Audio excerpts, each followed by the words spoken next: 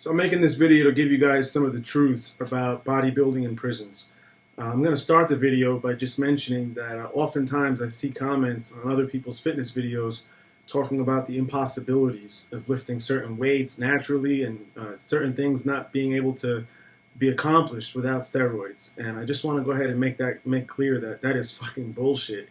And to those people who think that, you got to ask yourself, is it possible that maybe you just haven't fucking lived long enough or been around enough different people that you just haven't encountered it yourself? Just fucking think.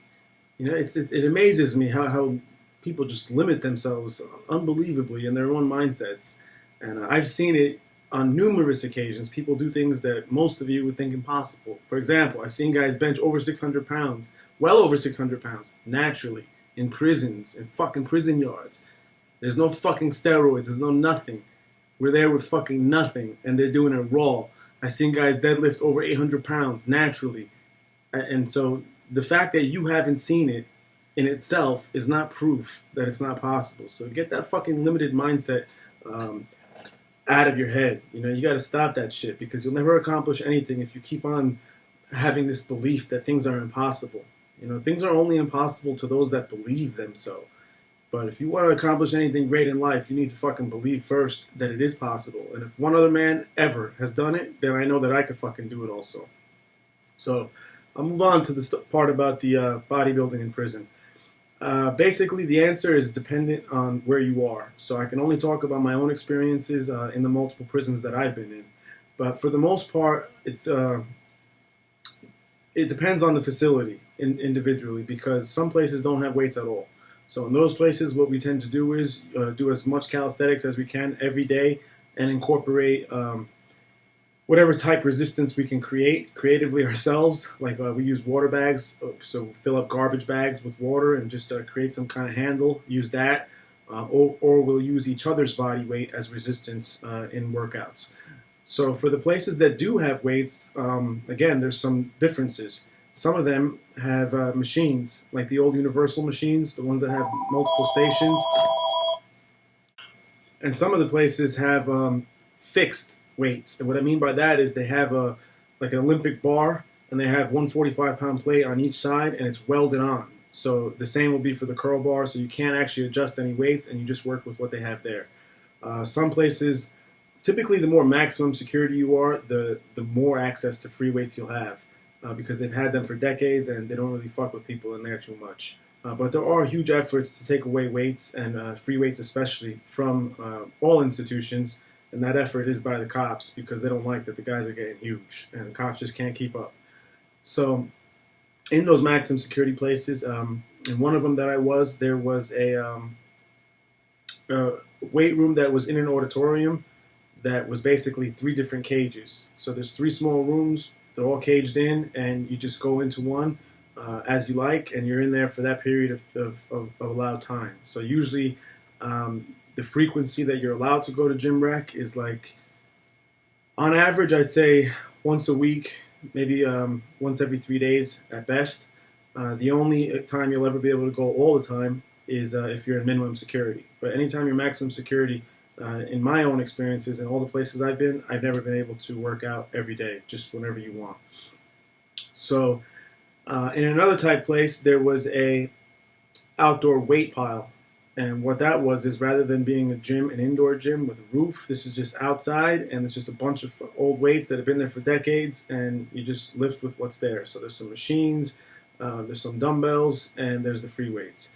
And so that place was probably the best for me. I liked working out outside, but there were some issues that raised for others. Specifically in the winter, it was freezing, it was cold, people didn't want to go out there. If it was raining on the day that you could work out, you're fucked.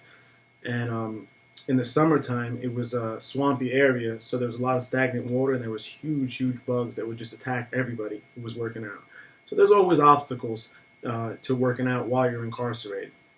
Another obstacle is that because it's such a limited amount of gym time that you're allowed, and there's so many people trying to get into that gym time and onto those machines, it tends to become a hostile environment. So there are a lot of people who I know want to work out, but don't go to rec, just because, again, the safest play in prison, if you're not that aggressive, and if you have the likelihood of being hurt and victimized by others, or you're not willing to stab motherfuckers, the best play is to lay low and avoid even gym time, because I've seen a lot of fights happen over that. Somebody else has their own time, their own scheduled workout, and you're in their way on the machine, and it's a problem. And they don't give a fuck who the fuck you are, and they want to just get you the fuck out of there.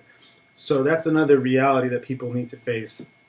About diet, basically, diet depends on whether or not you have funds. If you have people on the streets that are sending you money, in prisons, you have the opportunity to order canteen or commissary.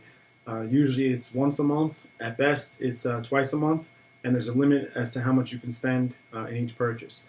But from there, I would buy things like packaged tuna, packaged mackerel. I would buy like the ramen noodle soups, and I would break those up, and I would mix that all together just to give it some more substance. And we would just eat as much as we can.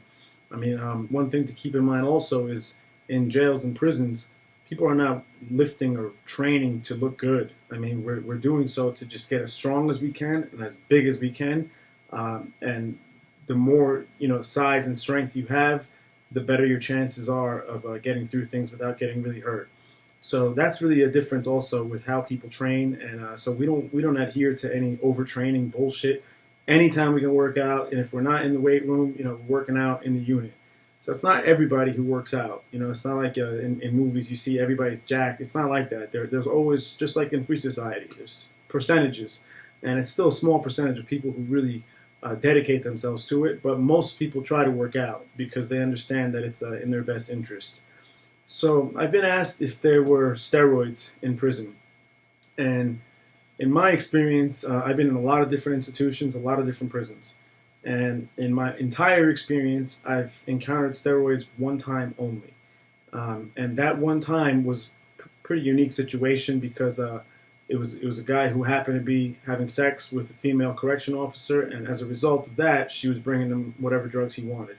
So he was able to have it. He ended up getting caught and getting some more time for it.